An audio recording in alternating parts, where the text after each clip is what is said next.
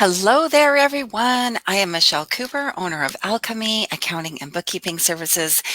And today I want to talk to you a little bit about COVID and how that is affecting small businesses. This is really important information that you as an entrepreneur should take a couple of moments out of your day and have a listen. And if you don't have time right now, I suggest you save this video and come back and watch it later because I'm going to share a couple of things that you can do that will help you safeguard yourself just in case we have a repeat in the later half of this year of our kind of COVID situation. So let's dive into this a little bit, right? 2020, if I think back to January 1st, 2020, it was not really any different from any other first day of the new year, right? Lots of excitement and expectations, lots of goal setting and planning. And I can remember being in Lake Tahoe for a retreat. That was amazing, going off to Orlando after that to facilitate an intensive.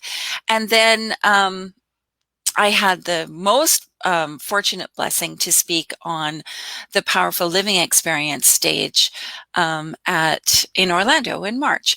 And came back to Canada and kind of the world kind of shut down. And for many people, it has been a tough year. For many business owners, there's this term, the new normal that I hear out there. And I don't really like that because as one of my dear, dear bestie friends, Wendy Anderson says, what is normal? And she has a great business called Redefining Normal. And she redefines normal for anything you can imagine. It's amazing. And so I'm not really sure I kind of follow along with this idea of the new normal, but what I do know is that many, in fact, most small businesses around the globe have experienced some pretty scary changes.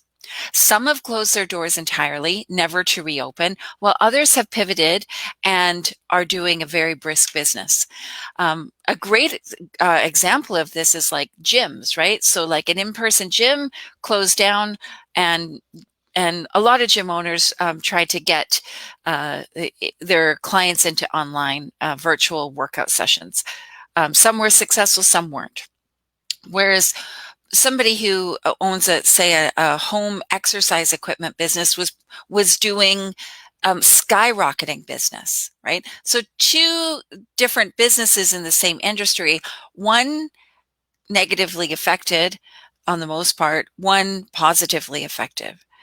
So how have so many businesses been killed off while other businesses are prospering?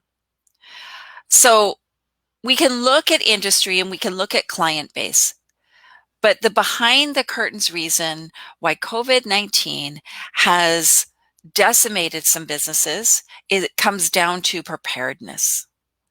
A lean run company can make the necessary changes on a dime. And that is the secret. A lean run company. So if you know me, you may know that I'm a profit first professional and I advocate for the profit first system. And it really looks at the profitability of the business and that being way above in the importance scale than the revenue. But don't give up hope if you have been negatively affected by COVID. I'm going to share some important information here for you, and you can take these strategies and implement them right now. And that will make you stronger for the future, regardless of what happens. Because right now it's COVID, could be a recession, could be something else. We never know. But you can thrive even during difficult times if you implement these few strategies that I'm going to share with you. So let's start by looking at the reasons that businesses struggled during the COVID time. The first thing that comes to mind is they didn't have an emergency savings. So they were operating on a cash in, cash out basis, and they had no emergency savings. It's one of the biggest culprits that small businesses, like the problem that they run into in any time where there's some kind of uh, um, negative impact of the industry. So it could be COVID, could be a recession, could be something else. It's hard to put an exact number on how much you should sock away. For many people, many businesses, 3 to 6 months worth of their operating expenses is a good target range. For others, it could be close to a year. It depends on a variety of things. Do you have a hard cost of goods sold? Because you don't want to lock your cash up in inventory. So there's a couple of things to consider there. But you do need to have at least a minimum of 3 months. And that's your operating expenses. These are the expenses that just keep the doors open. They don't rely on client fulfillment. So it's not necessarily like, let's use my company as an example. It may not be the wages that I pay my team, but it's definitely the rent for my office space, the bookkeeping software that we use for clients, those kind of expenses, right? Client fulfillment, meaning my team of bookkeepers, they may be laid off. So I may not need to have them. Or what I may do, which is what I did, I allocate a certain amount of money that would keep the team going should a crisis happen. On the flip side, if you own a small business that has struggled to get off the ground and depends mainly on one or two types of consumers, you'll want to have a good chunk of change just in just in case something happens, because your small business isn't pulling in the money to provide adequate cash flow. So think about what's the bare minimum to keep your business going. Now, it may sound harsh, um, and I'm all about the tough love, right? So I'm all about telling it to you straight, telling you exactly what you need to know. COVID is just the latest, and maybe some people experience it as the most extreme crisis or event, or I don't know what you want to call it. For me, I'm calling it a gift because I think it's given us a lot. But I truly respect that it has decimated some businesses and some people's lives. There, a lot of people have died, right? So I'm not discounting that, but I'm just saying that there's always the possibility of something happening, and you need to get ahead of the game with an emergency fund. The second reason that I see that businesses were decimated in COVID-19 is having unnecessary expenses. So you don't have to have an MBA or be a CPA or a bookkeeper to understand the difference between must-haves and nice-tos. So definitely, must-haves are things that you've got to have. So in my business, bookkeeping software, we specialize in QuickBooks Online, and so that is a must-have. Our clients operate off of that software, and we must have that. A nice-to-have might be Audible.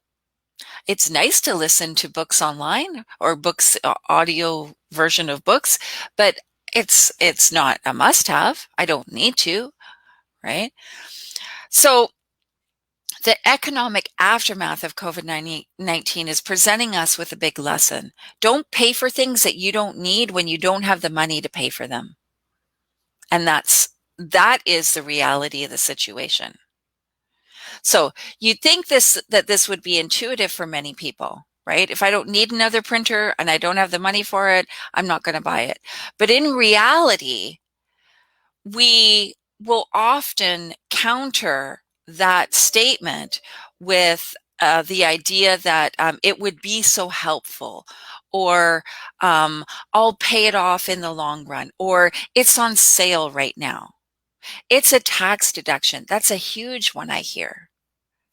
That's not the right answer. And here's why.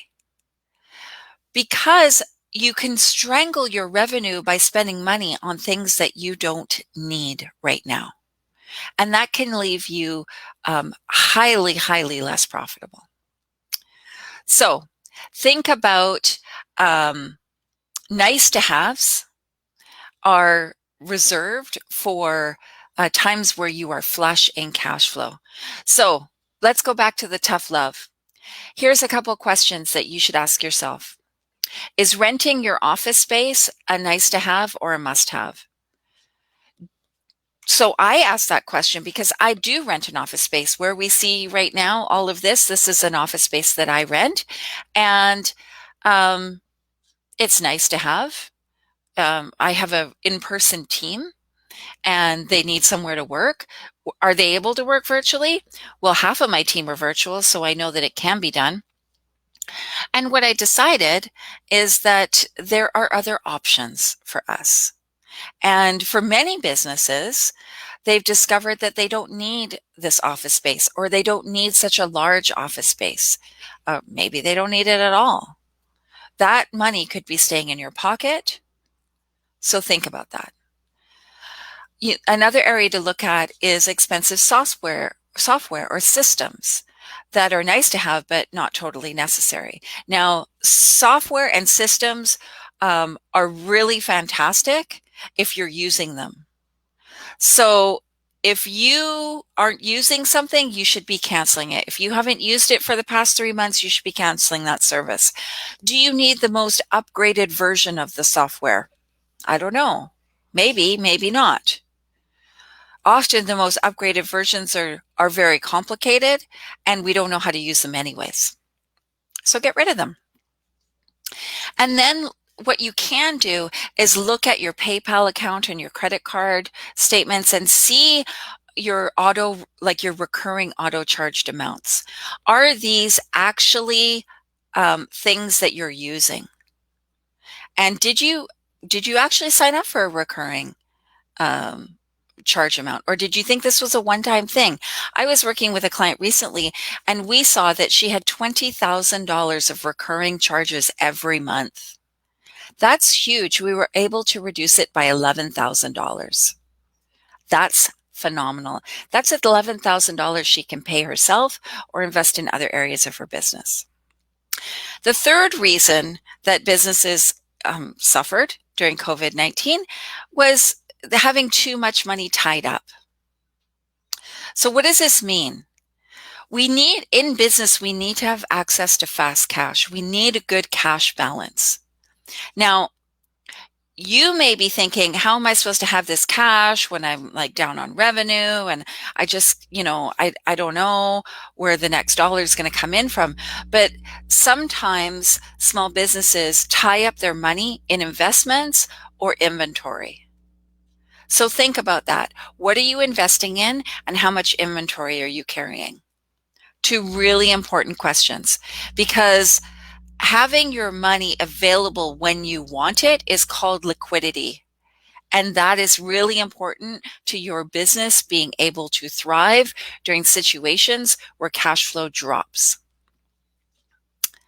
So the fourth reason that I see, and this is the most common one, is that people have messy finances. And I talk about this a lot, right? I say yes to the mess. Don't hide, don't be embarrassed, don't have shame about this. Say yes to the mess, embrace it, love it. It got you to the place you're at now, and clean it up. So when you first started in your business, the thought of having messy finances probably never even came to your head, right? You're putting your life and soul into your business. So why would you let your finances get out of hand? But the reality is that we're wearing all the hats. We're an army of one. And so that aspect of your business is often left to the side. Oh, I'll get to that later. I'll get to that later. And you never get to it because you're focused on bringing in new revenue. And we need to look after this aspect of our business, right? We need to clean things up every month. We have to have the accurate information. And it's not all about bringing in the revenue. That's important. Otherwise, we don't have a business. But so are all the other aspects of the finances of your business. So if you're stressed out about money, If you're not tracking your invoices and expenses, if you're making late payments on debt obligations, if you're overpaying or underpaying employees, if you're spending more than you make, if you're not sure what to do about your taxes, if you do not have a spending plan, or what some people call a budget, then your financial house is a mess and you need to do something about it. It doesn't have to be that way. We can help you, but if any of those things apply to you, you have a situation you need to deal with. And even if you have a bookkeeper right now and you're experiencing some of those things, it's not the right bookkeeper. Doesn't mean that they're a bad person. It just means that they're not the right fit for you. So let's talk about how you can prepare for the future, because there is a possibility that we're going to experience another wave of COVID-19, and we should be preparing now, right now, like right now. So let's talk about what you can do. You can look at your spending. You could cut back on some spending. You may not want to, but trimming back your expenses to essentials raises your profit totals. So you're earning more per customer. It may feel uncomfortable and you may need support on it, but it's one of the best things you can do. You could look at how you're investing, right? So remember reason number 3, we shouldn't be investing too much money in the wrong things. Look at where your money is going. Is it going into inventory? Is it going into locked-in investments? Are you investing in loyal, skillful, versatile employees that can jump in and work several different parts of the business so that you're not locked into one role, one thing? You can create a disaster financial plan and a yearly strategic plan. And let me say, it's yearly. And if you don't have a yearly strategic plan for your finances, you need one. You should be calling me and booking that call with me, because that's the most important thing that you can do in the Q4 of 2020 is to have a strategic plan for 2021. You can determine the right type of emergency savings fund for your business, right? Remember liquidity. We need access to the money. Be compassionate and be appreciative of your staff. You're going to need these people if things go sideways. So take good care of them, and I promise you their loyalty will astound you. For example, on Friday, I'm taking my team out. It's gorgeous weather here right now. We're going to go bike riding around Stanley Park. Then we're going out for lunch, and then we're doing this murder mystery thing.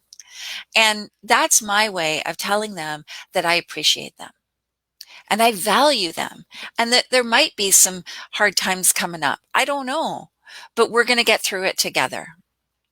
And I got through COVID-19. I don't even want to say got through it. I thrived through COVID-19 because I had people who were willing to do whatever it takes. They worked from home. They came in. They staggered their work hours so they weren't in the office at the same time. They did whatever it took to get the job done so that we could keep supporting the clients, the revenue could keep coming in, and I could pay them. Sure, we had to cut back on hours, of course. And they understood and they made it through. I even had one staff member who volunteered to be laid off. I didn't, necessarily have the work for her anymore. And so she was like, I'll be laid off. That's okay. I'm good with that. And most of all, streamline your processes and systems and know your numbers. Knowing your numbers is a key component. Regardless of what is happening in the economy, you need to know your numbers. And if you don't, ask for help. There's no shame in seeking counsel on this. There's no embarrassment in saying, I've let this go. That's what we do. We help entrepreneurs clean up their financial house. And we can do that for you if that's something that you need support on.